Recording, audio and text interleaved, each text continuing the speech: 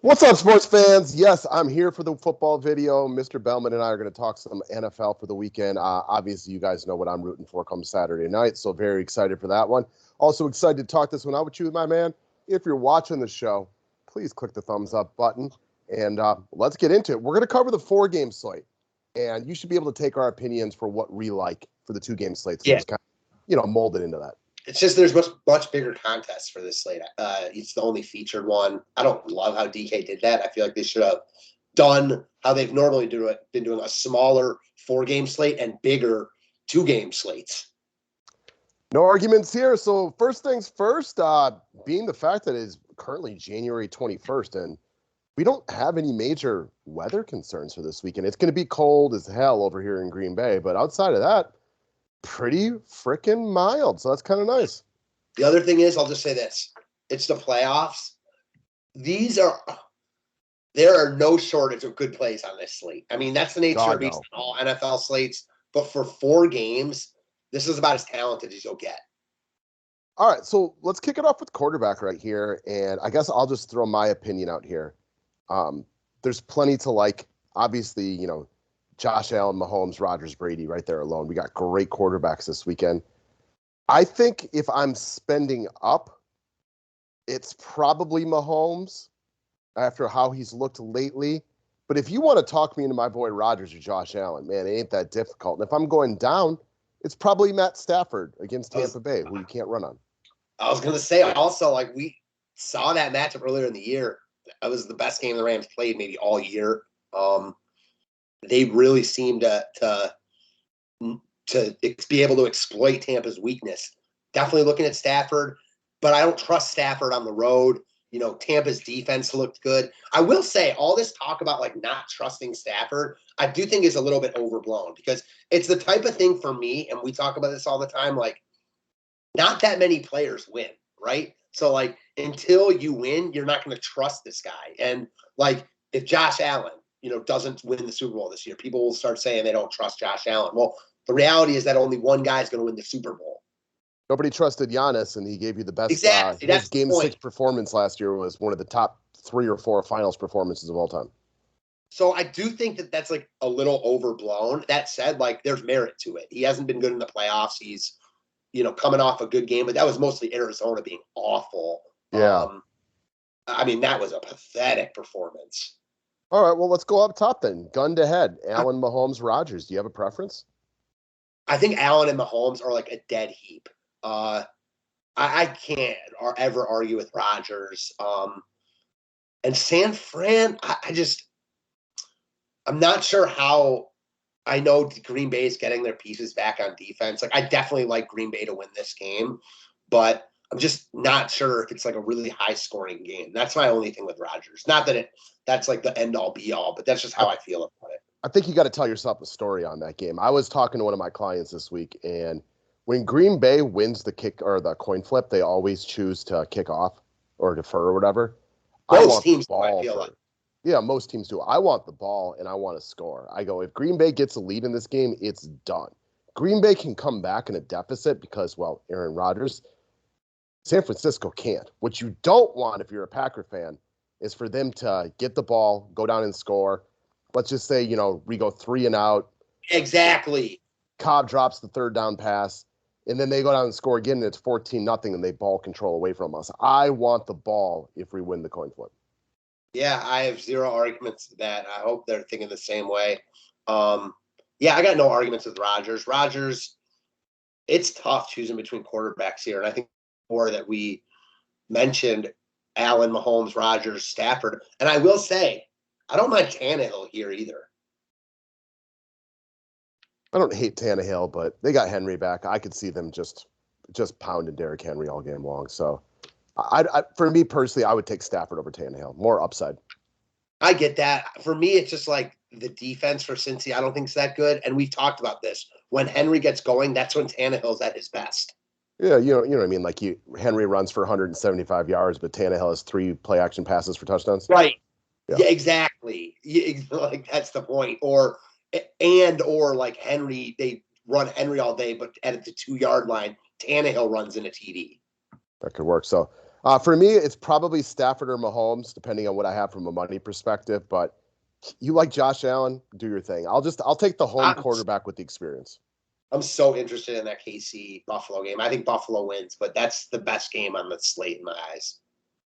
All right, so we're going to move over to running backs. We'll start with the aforementioned Derrick Henry. 7,500. You guys, this isn't the NBA. I don't think they're pulling punches. Unless they're up 21 points, I don't think they're like got them on a pitch count unless I hear otherwise. So I think that's a very affordable price tag against arguably the worst defense on the slate. Also a defense that's missing players.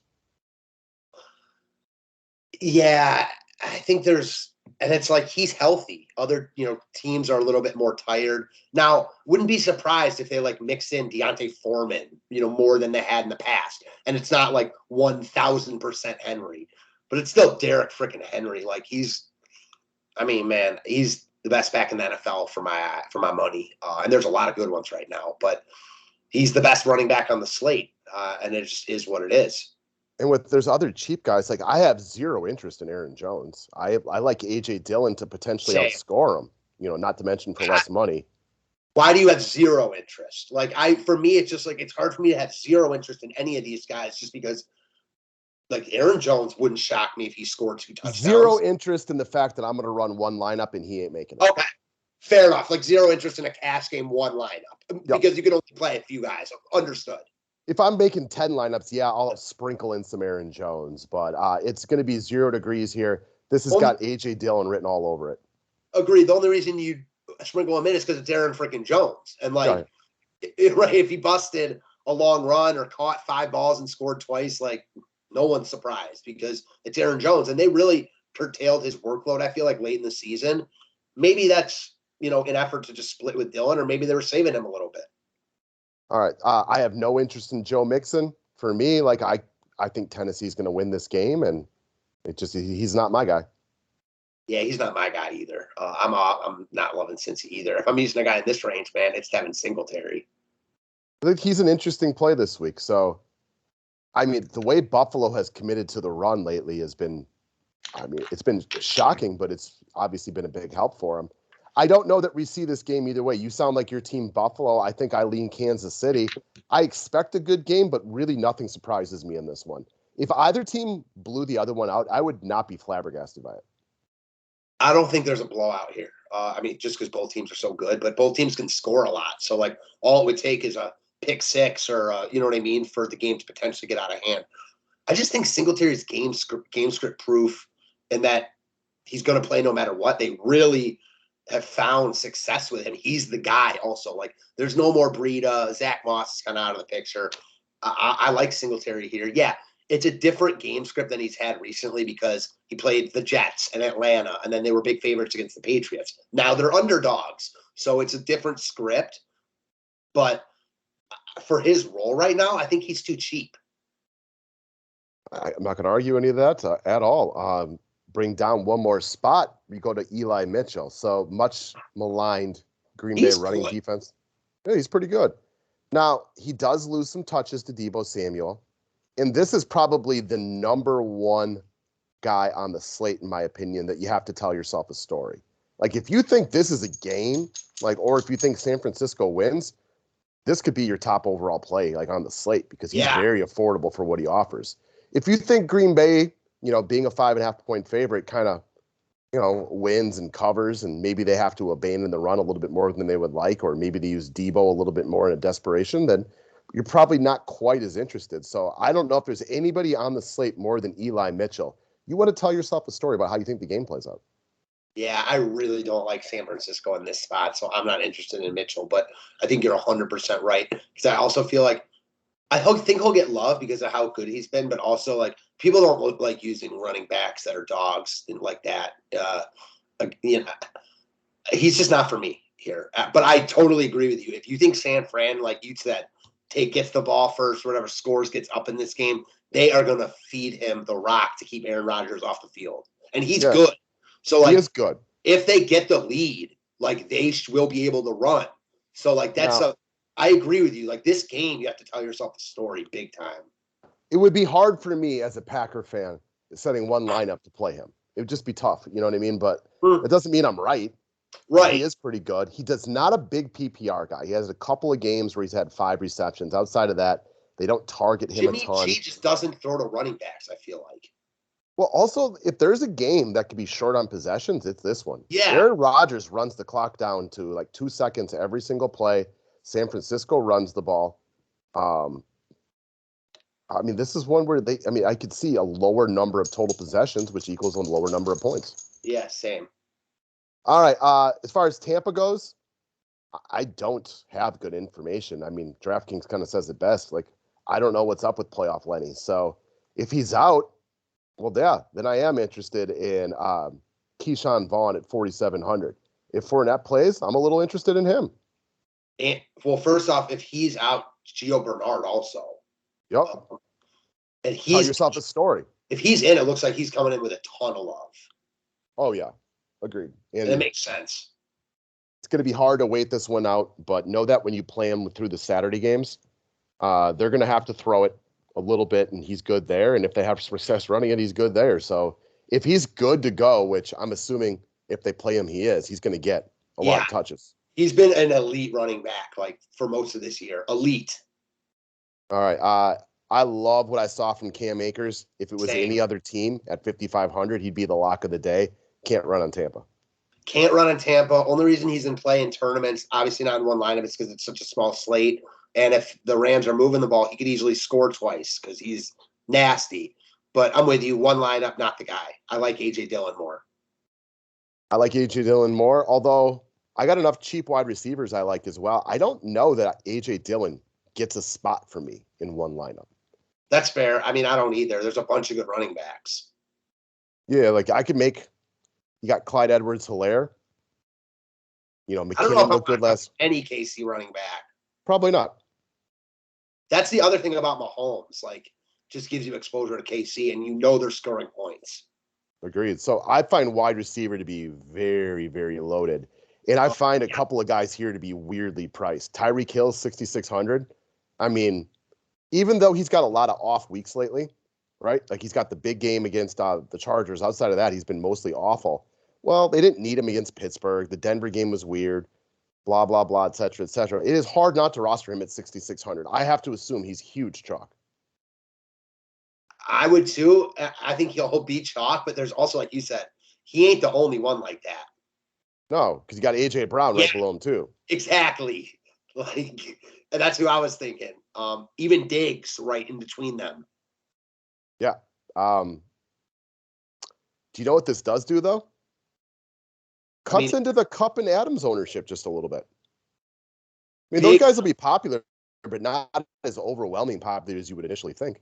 No, there's just so many good wide receivers on this slate. Even you go down more, like OBJ looks good right now. All the Cincy guys.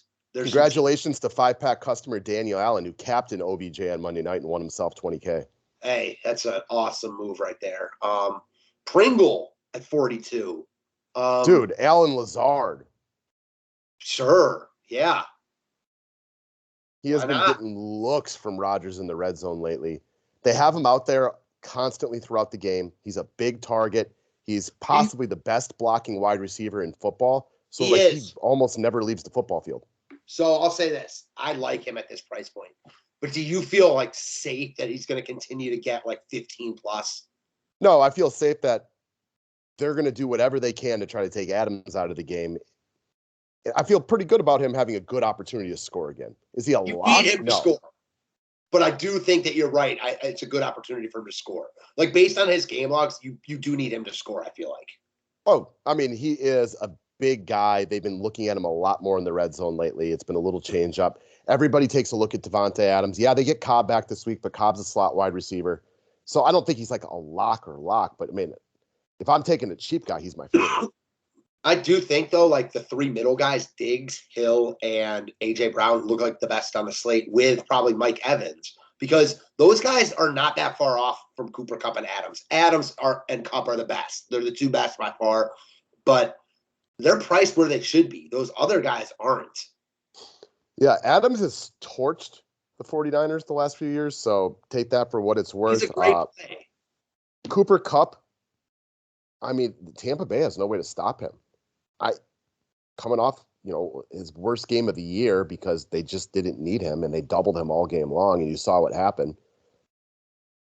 He still had 17 points. Yeah. This is so random, but I know we've talked about this guy like for years. What's your take on Mike Evans now? Now that he's been with Brady for the past couple of years. It's a good player. He should drop plenty of Jalen Ramsey this week, so I probably prefer the 3 guys. I meant just like overall, like.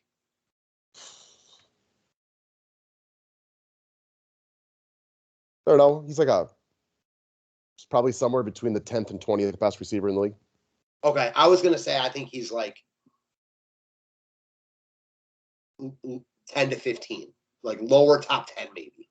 Like, give me Kupp, give me Adams, give me Debo, probably give me Jamar Chase, give me Tyreek Hill, give me Stephon Diggs, give me AJ Brown. I don't know about great red zone target. He's very consistent, right? Yeah, he's very consistent. I think he's right there, like 10 to 15 range.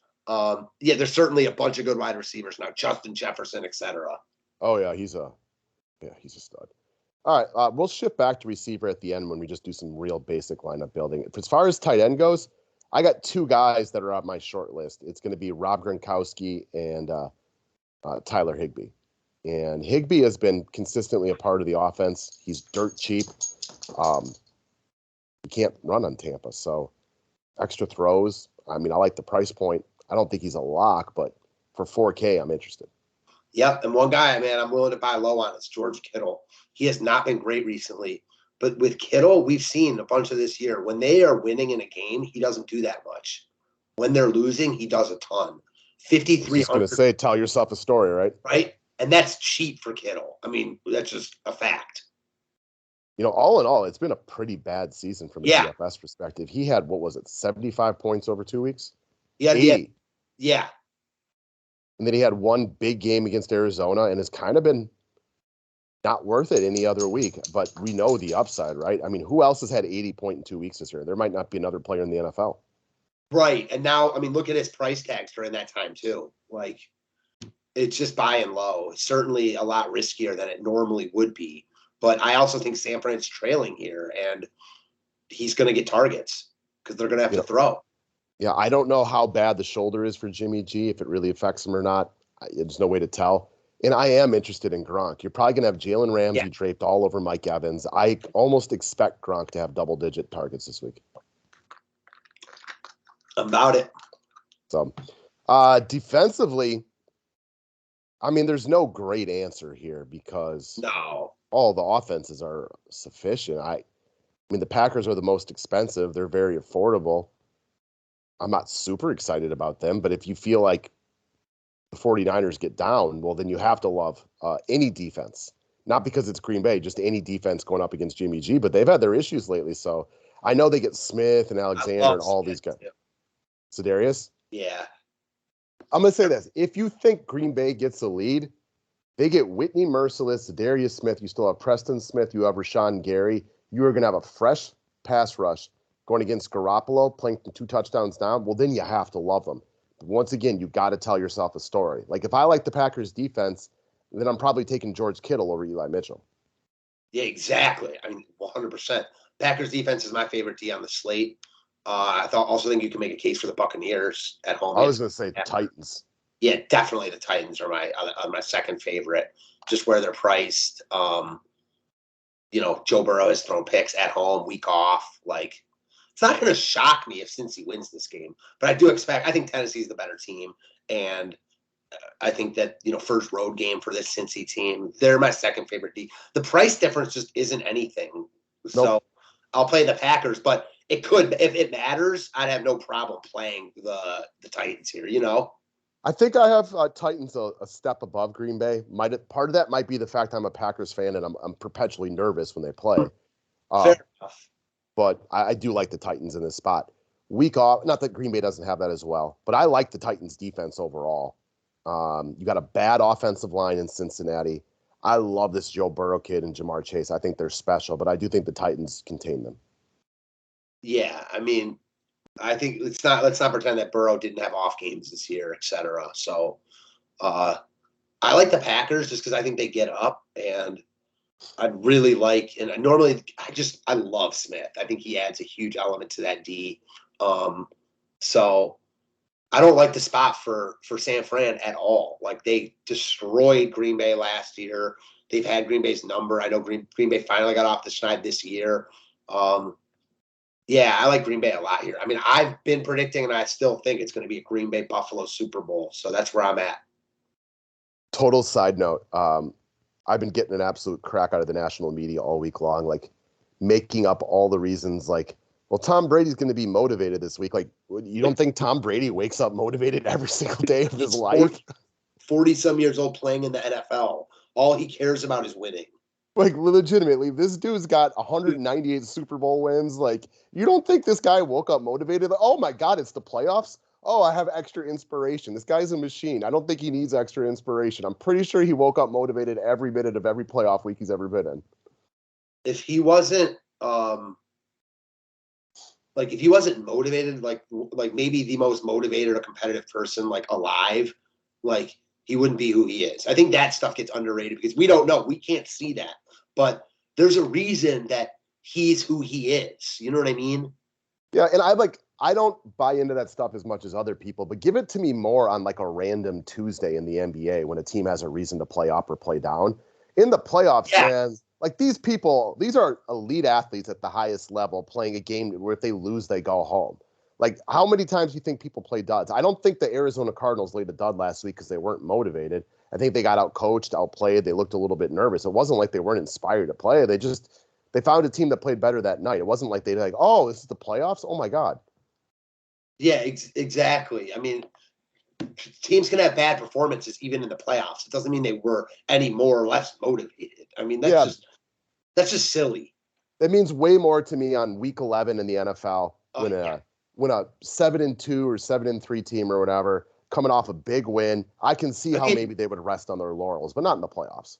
Let's just put it like this. You know, you were making a joke like Brady has had 189 Super Bowl wins. The fact of the matter is, as many playoff starts as Brady has had, I think it's like 100 and some. That's only 100 and some playoff starts throughout his entire career, his entire life. Don't you think he was pretty damn motivated for every single one of them? I mean, it can't be 100, but it's a lot, right? Like 140. No, I think he's played like 140 playoff games. No, you can't play 140 playoff games because even 3 a year times 20 years. Okay, hold on. Yeah, look it up. It's a lot. I think it's more than any other quarterback ever or any other player ever potentially. It is, but maybe. Yeah, you're right. It's 40. It's 42.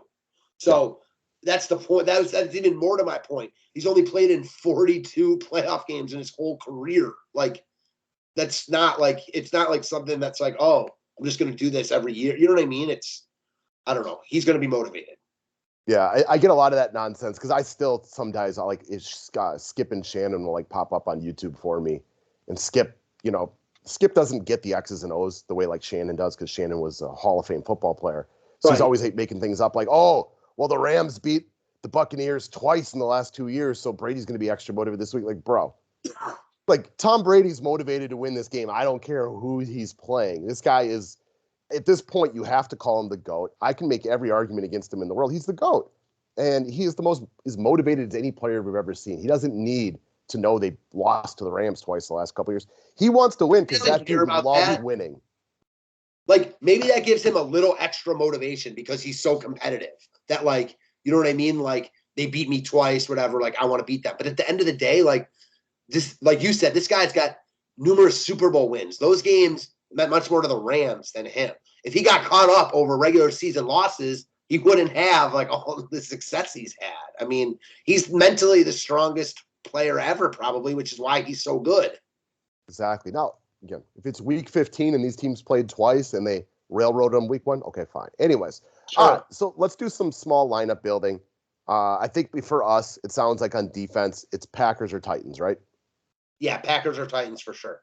All right, let's make it easy and go Titans just because they're cheaper. And then if we have the extra money, you can definitely get up to Packers. At tight end, like let's just say you were picking tight end first. Who would be your guy? Kittle. Okay. I can get on board with that. I'll probably end up on Gronk.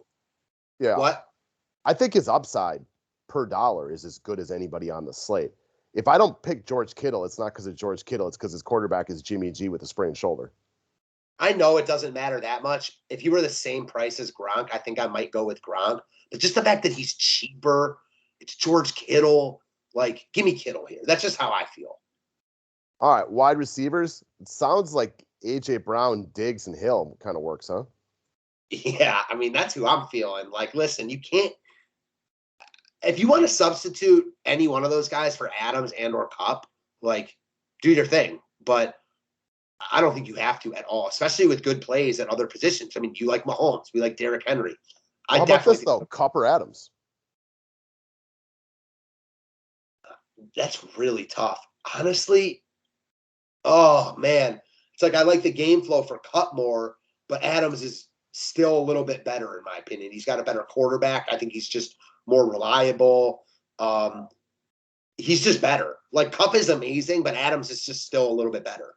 Sure, but Kupp was 4 points better all year, warmer in Tampa than it is in Green Bay.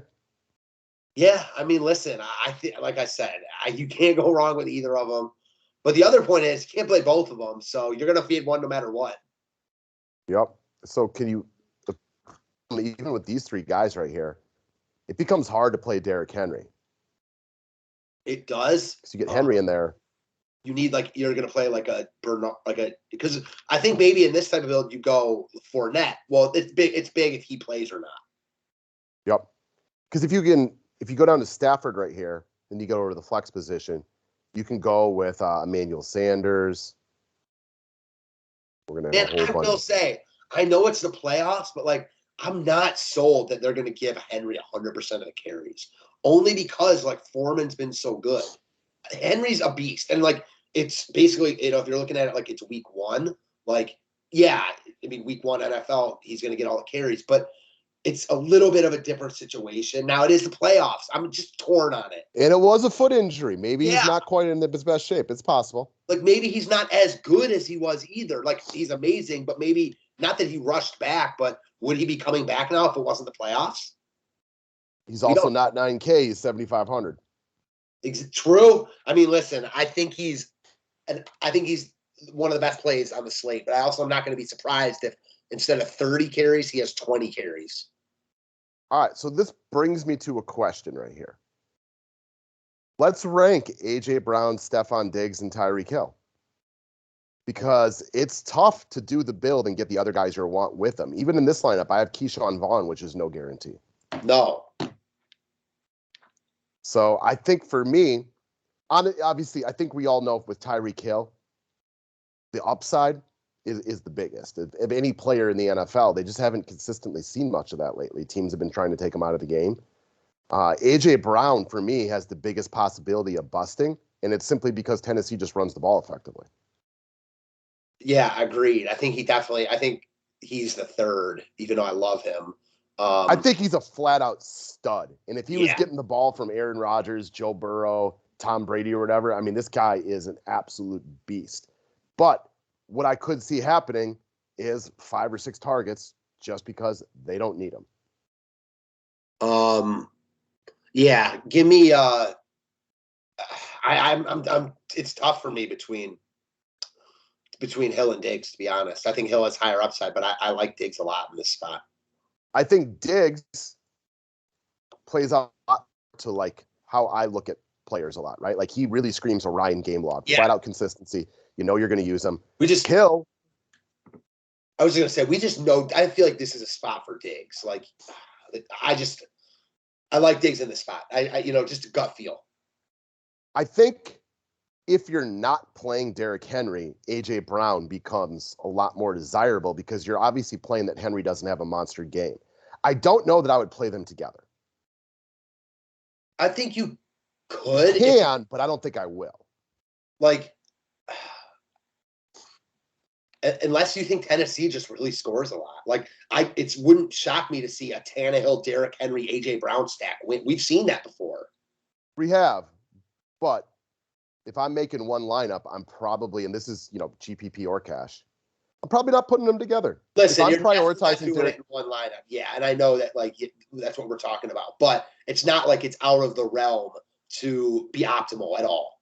Well, it's not outside the realm that Garoppolo is your best dollar for dollar quarterback, but probably not where either of us are going. True, but I would, okay, put it like this. If I were making 5 lineups, I might have that Tennessee stack. I would not have Garoppolo in one.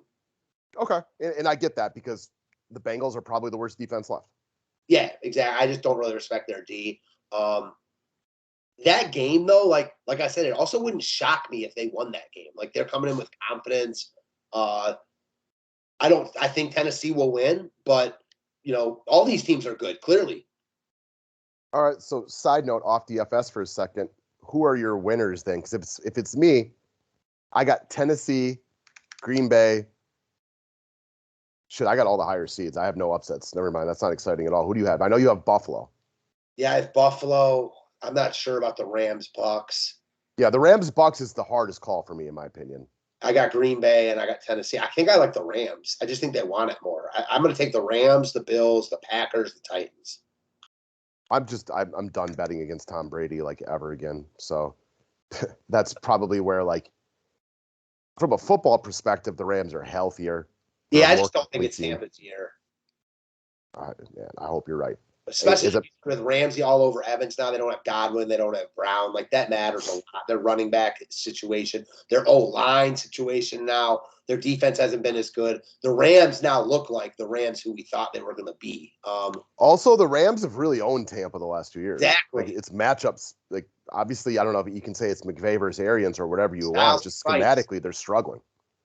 Styles make fights. I don't think it's like a McVay versus Arians deal. I think it's just like the personnel. I mean, Tampa really struggles against the passing game, and the Rams have one of the most elite passing games in the NFL.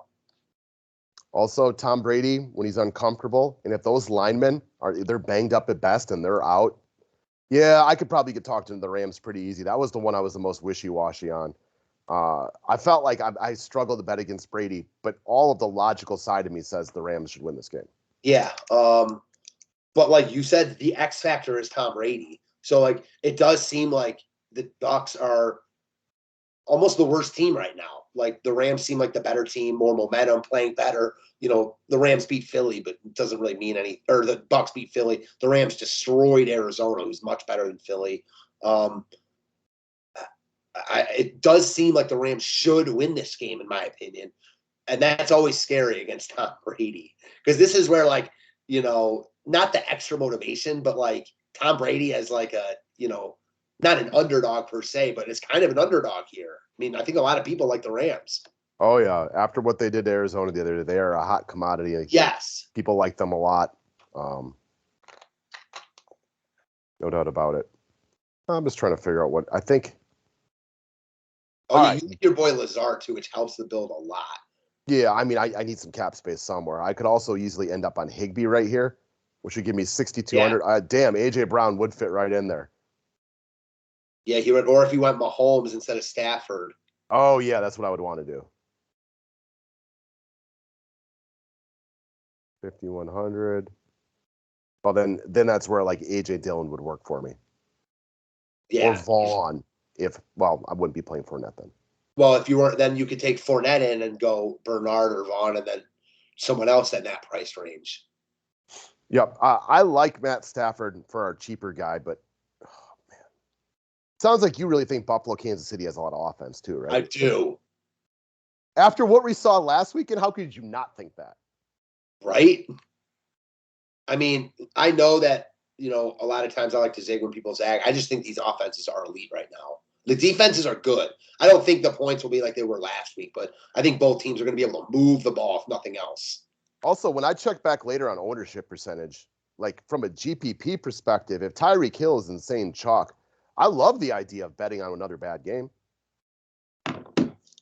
Wait, repeat that. If, like, we look and it's like we believe that Tyreek Hill is insane chalk because he's so cheap, I mean, I love betting on the fade here from GPPs to play other wide receivers. Not that I don't think he could kill you, but, we've seen teams try to take him out. In the last 7 weeks, he has one good game. I don't think the fade, I'll say this, like, the fade with just because of who it is not that much different here than if you were like 8,800. And what I mean by that is, like, it's not like his median projection is that great at 6,600. The reason he looks so great is because of his upside there. But his upside is amazing even at 8,800. So it's almost like if you weren't going to play him at 8,800, why do you have to lock him in at 6,600? That's interesting talking it out like that. Well, because that's how people think a lot of times, right? It is hard to, yeah. It's hard to look at wide receivers and see Tyreek Hill at 6,600, knowing he's usually up here, and not just lock him in a game that I'm sure you are not alone and think there's going to be a lot of offense. Yeah, that's the thing. I think that a lot of people think that. That's the other reason I'm a little bit drawn to Tennessee. It's because I think, like you know me, a tournament player, I think they'll be very low owned, like that stack. Yeah, that's true. That's very true. And all that talking we just did, we gave no love to Jamar Chase and Joe Burrow at any point. No, we didn't. Well, the problem with Chase is just where he's priced, man. Like, he's priced in between. It's like with Samuel almost. It's like, if you're using Chase, I feel like you're getting up to Adams or Kupp. And I think that I don't think he should be more expensive than Tyreek, AJ, Diggs, even Evans here. Well, that all plays out to your low-owned love, though, right? True. I mean, listen, if I'm stacking Tampa here, I might run it back with Chase. He's just so pricey, though. You're really, like, selling out to get him. Like, that's another reason why I kind of liked Higgins more. Okay. I think if you like Derrick Henry and you think Tennessee plays really well and gets the lead, like, I definitely think, like, Cincinnati is going to go out guns blazing. I mean, yeah. Jamar Chase could have 16 targets in this game. I don't disagree with that. And the other guy, I was going to say, kind of that same mold as those guys and Kittle is Ayuk, who looks great right now. And he's affordable. He is. You know, we barely touched on Odell Beckham, which makes a ton of sense at 5,300. Wide receiver is loaded this week. Big loaded. I mean, you like Lazard a lot. He looks like a great value. Yeah, Julio Jones had his best game of the year in the last week. So, like, he's not crazy at 4,700 at all. It's Julio Jones. Yeah, and I mean, still, also, if you're looking for cap space, guys, Randall Cobb's back this week, 3,100. Interesting. So it's worth looking at, if nothing else. Right. There's no Valdez-Scantling. So you're going to have Lazard and Adams as the outside wide receivers. I know Adams, they move everywhere, but Randall Cobb has Aaron Rodgers' trust. This is exactly the kind of game that I could 100% see Randall Cobb go 5 catches, 60 yards, you know, has 2 pivotal third down conventions and like a touchdown. Yeah. And 3,100, that's on a monster day, but that pays off that salary really easily. For sure, for sure. So there's a lot of options out there. Tell yourself the story on these games. Juwan Jennings, who's 3,400, has 12 targets over the last 2 weeks, had not much against Houston as they rolled, then 11 targets the 2 weeks before that. He's 3,400. Yeah, Green Bay's got really good cornerbacks, but if you tell yourself the story that, like, Green Bay kind of rolls here, well, then Juwan Jennings and A.J. Dillon is like a mini cheap stack right there and make a lot of sense to correlate together. Definitely. He looks like the guy on third downs the past 2 weeks. How about a Juwan Jennings, A.J. Dillon, George Kittle stack? Very cheap, a lot of upside. Very low owned. I mean, I bet there are very few lineups that are going to have Jennings, Dillon, and Kittle combined. All right, so this is kind of a last-second thing. And this might be one where you want the Packers defense because you're piggybacking off the fact that you got Jimmy G throwing from behind, which, let's face it, we all love that. Yeah, we do. So you got Kittle, Juwan Jennings, Dillon pounding the rock as they're up. I mean, do you want to tackle A.J. Dillon when it's 0 degrees outside? No. I don't want to do it. I don't want to tackle A.J. Dillon when it's 1,000 degrees outside. That's a fair point. I don't want to do that either. His girlfriend works out at the club where I train people, and she's this tiny little thing. I'm like, how does that work? I don't understand. All right, so we got like this. This is low owned. Now you can run like a Mahomes. You know, let's say you take Mahomes Hill. Not exactly off the radar right there. You easily can get a Derrick Henry. I don't think you need anything off the radar if you're using Jennings and Dillon. And like Jennings himself is going to be low owned. Right? So Okay, I don't know if we got anybody at 3K, but you could get a Cooper Kupp, Derrick Henry, Patrick Mahomes, Tyreek Hill Wasn't stack. Cobb 3K? It's 3,100. So you might almost want to revert to the Titans if you needed to be I was that. going to Or else say, you, yeah. like, we like the Packers defense, but not that it's like a must or anything.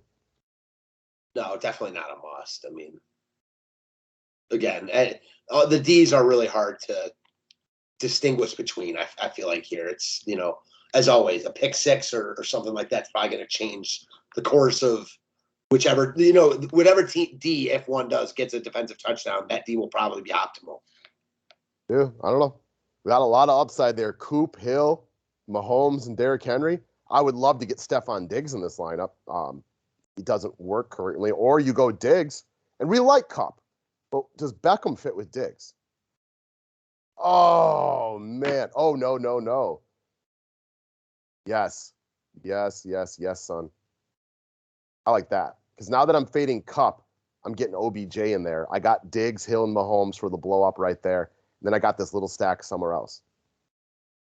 Yeah, I mean, I love it. There's so many good plays on this slate. I do feel like this is definitely a type of slate where you're going to love your lineup, like, because there's so many good plays. Everyone's going to just love their lineup. And as you should. I mean, we're just going through wide receiver alone.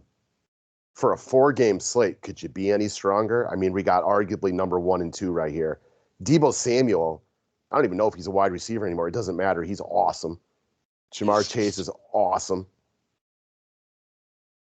Hill, Diggs, and Brown, way too cheap. Mike Evans had one of the best weeks of the week last week. Best games of the week, and they'll probably be throwing here. Yeah, he's got Ramsey, but he had Clay last week. He's got Tom Brady. I mean, he's so big and physical that, like, Ramsey's great, but I don't think Ramsey can shut him down, especially in the red zone. Like, I mean, he's on my good side. He's the reason I won last weekend. Like, he's just, I've always liked Evans a bit more than you. I do feel like, ever since Brady's been with him, he's been much more consistent. And that's, it's not like Brady has made him, though. The other thing I like about Evans and what's made me like him more, it does seem like Brady loves him. Like, Brady trusts him. He's a great he's so big. He's such a good red zone target. He doesn't have the diva wide receiver personality. Right. He's very just quiet. Just seems like a good dude, good teammate, right? Yeah. Like the kind of guy you want in your foxhole. Right. It doesn't seem like you ever hear about Mike Evans, like, causing a scene, right? He's literally the antithesis of Antonio Brown, right? Yeah, and I feel like Chris Godwin's the same way. Yep. Yeah, no doubt about it. That's the guy I think they're really missing. I agree. He's the chain mover guy. You got Evans in the red zone. You got Chris Godwin for first down. And Evans and Godwin's just match so well together. Yeah, I agree. So, all in all, I think we've kind of made our opinions known on this one. We went a little longer than normal, but we don't get to talk as much. So we get to talk off some football. Sam's been bugging me to come down for dinner for 20 minutes, but I've been ignoring her because I'm having so much fun making this video with you. So, hey, man. Yeah, loved it, man. This was a great one. Really enjoyed it. In my opinion, the smartest thing to do is ignore pregnant women. It makes them very, very happy. I'm sure I'll be hearing about that later, and potentially we'll be sleeping on the couch. So I'll keep you posted on that. Possibly. Sounds good, man. It was nice talking to you as well. Good luck to everybody this weekend. Thanks a lot, guys. Unless you're a Niners fan, then no good luck to you. Thanks, guys.